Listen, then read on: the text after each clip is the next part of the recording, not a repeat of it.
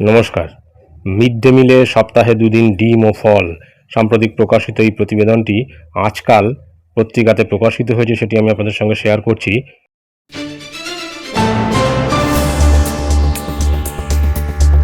Mid day মিলে March মাস জুড়ে রাজ্যের প্রায় ৮৬ লক্ষের কাছাকাছি পড়ুয়ার দুপুরের খাবারে সপ্তাহে দুদিন ডিম ও ফল যুক্ত হতে চলেছে।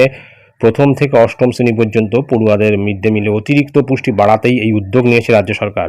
সেই জন্য মাথা পিছু ৮ টাকা করে খরচ হবে। এই ফল ও ডিম খাওয়ানোর টাকা দেবে স্কুল শিক্ষা দপ্তর। এর জন্য চলতি অর্থবর্ষের বাকি সময়টুকুর জন্য বরাদ্দ করা হয়েছে ৭,৫৬২.53 লক্ষ বা ৭৫,৬২,৫৩,৫৩,৫৩ টাকা। দপ্তর সূত্রের খবর, ২০২৪-২৫ অর্থবর্ষে মিড ডে মিলে প্রাথমিক এবং উচ্চ প্রাথমিকে বরাদ্দ অর্থের মধ্যে ১৫০ কোটি টাকা নানা কারণে রয়ে গিয়েছে। যে টাকা অতিরিক্ত রয়েছে সেখান থেকেই পড়ুয়াদের জন্য ফ্লেক্সি ফান্ড হিসেবে বরাদ্দ অর্থে এই পুষ্টিকর খাবার দেওয়া হবে।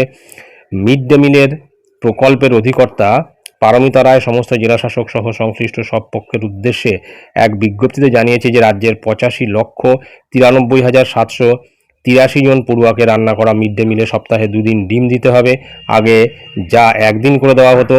এছাড়া খাবারের পুষ্টিকর ফলও থাকতে হবে। এমনকি ছুটির দিন ছাড়া সপ্তাহে প্রথম থেকে অষ্টম শ্রেণীর পড়ুয়াদের কবে কী পুষ্টিকর খাবার দিতে হবে তারও বিশদ তালিকা প্রকাশ করেছে স্কুল শিক্ষা দপ্তর। মিড ডে মিলে বাড়তি পুষ্টি সংযোজনের সময়সীমা আপাতত ৫ সপ্তাহ হিসেবে নির্ধারণ করা হয়েছে। চলতি বছরের ৩১শে মার্চের মধ্যে এই নিয়ম প্রতিটি স্কুলে বলবৎ করার নির্দেশ দিয়েছে দপ্তর। এই অর্থবর্ষে যেহেতু সময় কম রয়েছে তাই ১১ দিনের কথা উল্লেখ করা হয়েছে, তবে তা ৫ সপ্তাহের মধ্যে ভাগ করা হয়েছে যাতে প্রতি সপ্তাহে পড়ুয়ারা পুষ্টিকর খাবার পায়। কলকাতা জেলা প্রাথমিক বিদ্যালয়ের সংসদ সূত্রে খবর, রমজান মাসে সংখ্যালঘু সম্প্রদায়ের পড়ুয়াদের ফল ও বড়বাজার এলাকার বিভিন্ন স্কুলে ডিমের বদলে পনির দেওয়া হবে। প্রসঙ্গত, মিড ডে মিলে পড়ুয়াদের অতিরিক্ত পুষ্টি দিতে বিভিন্ন শিক্ষক সংগঠনের পক্ষ থেকে বারবারই বরাদ্দ বাড়ানোর দাবি তোলা হয়েছে। এমনকি স্কুল ছুট ঠেকাতে শিক্ষামন্ত্রী ব্রাত্য বসু নবম দশমে মিড ডে মিল চালু ও বরাদ্দ বাড়ানোর কথা বলেছেন। এই নিয়ে রাজ্যের তরফে দিল্লিকে চিঠিও দেওয়া হয়েছে, যদিও তাতে কেন্দ্রের তরফে কোনো সাড়া মেলেনি।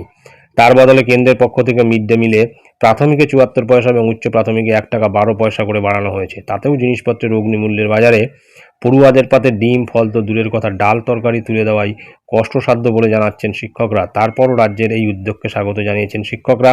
শিক্ষানুরাগী ঐক্য মঞ্চের সাধারণ সম্পাদক কিঙ্কর অধিকারী বলেন, খুবই ভালো উদ্যোগ, কিন্তু কয়েকদিন নয়, সারা বছরের জন্য যাতে এই পুষ্টিকর খাবার ছাত্রছাত্রীদের দেওয়া হয় সেটি নিশ্চিত করা দরকার। বঙ্গীয় প্রাথমিক শিক্ষক সমিতির সাধারণ সম্পাদক আনন্দ হান্ডা মিড ডে মিলের সার্বিক বরাদ্দ বৃদ্ধির দাবি করেন। তার বক্তব্যে এটা না করে কিছুদিনের জন্য বাড়তি পুষ্টি কোনো কাজে লাগবে না। All post graduate teachers welfare অ্যাসোসিয়েশনের পক্ষ থেকে সম্পাদক চন্দন গড়াই বলেন যে অর্থবর্ষের শেষে মিড ডে মিল ছাত্রছাত্রীদের পুষ্টির জন্য অতিরিক্ত বরাদ্দের সিদ্ধান্তকে স্বাগত জানাচ্ছি। নবম দশম শ্রেণীর জন্য আগামী অর্থবর্ষ থেকে মিড ডে মিল চালু করা হোক।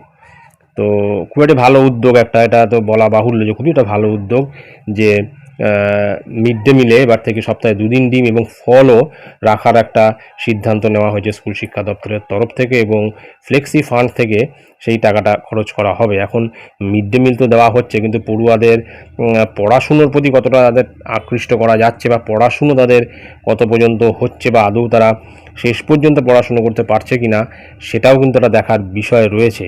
তো যাই হোক, এটাই ছিল গুরুত্বপূর্ণ আপডেট যা আমি আপনাদের সঙ্গে শেয়ার করলাম। ধন্যবাদ।